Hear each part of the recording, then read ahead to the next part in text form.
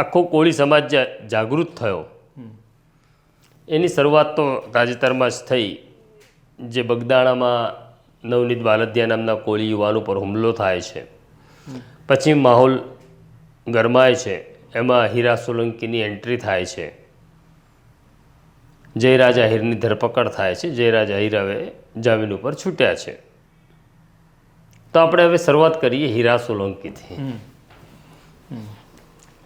હીરા સોલંકી અને પુરુષોત્તમ સોલંકી બંને સગા ભાઈ છે. પુરુષોત્તમભાઈ મોટા ભાઈ છે, હીરાભાઈ નાના ભાઈ છે, અને એ અમરેલીના રાજુલાથી ચૂંટણી લડ્યા હતા, જીત્યા છે, ધારાસભ્ય છે. આજે નવું મંત્રીમંડળ રચાયું ભૂપેન્દ્રભાઈ પટેલની સરકારમાં, જેમાં હર્ષ સંઘવી ડેપ્યુટી સીએમ થયા. ક્યાંક ને ક્યાંક હીરાભાઈ સોલંકીની ઈચ્છા, આકાંક્ષા, સ્વપ્ન હતું કે આ વખતે મને મંત્રીમંડળમાં સામેલ કરવામાં આવે. પણ પાર્ટીને એ ખબર છે કે કોળી સમાજનો કદાવર ચહેરો કોણ છે. તો પાર્ટીને ખબર છે કે કોળી સમાજનો કદાવર ચહેરો પુરુષોત્તમ સોલંકી છે, જે 95થી સતત ચૂંટણી લડે છે, જીત્યા છે.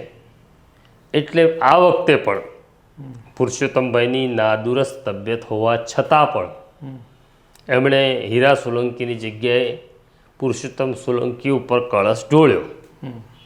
જાણકાર સૂત્રો એવું કહે છે એના કારણે હીરાભાઈ ખાસા દુઃખી અને નારાજ હતા.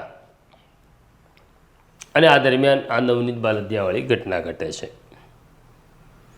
બીજી વાત એવી છે કે એ જે રાજુલાથી જ્યાં ચૂંટણી લડ્યા, ત્યાં અગાઉ ભાજપની અંદર હતા, વિશ્વ હિન્દુ પરિષદ સાથે એમનો નાતો બહુ જૂનો હતો, અને પછી કોંગ્રેસના ધારાસભ્ય તરીકે ચૂંટાયા એવા અમરીશ ડેર હવે ભારતીય જનતા પાર્ટીનો હિસ્સો છે.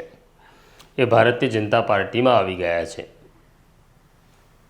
જે આંતરિક વાતો છે એ એવી છે કે આગામી 2027ની ચૂંટણીમાં પાર્ટી રાજુલાની બેઠક અમરીશ ડેરને આપી રહી છે, જે મૂળ કોંગ્રેસી હતા, પછી ભાજપમાં આવ્યા. એની પહેલાં એ કોંગ્રેસમાં હતા, એની પહેલાં એ ભાજપમાં પણ હતા.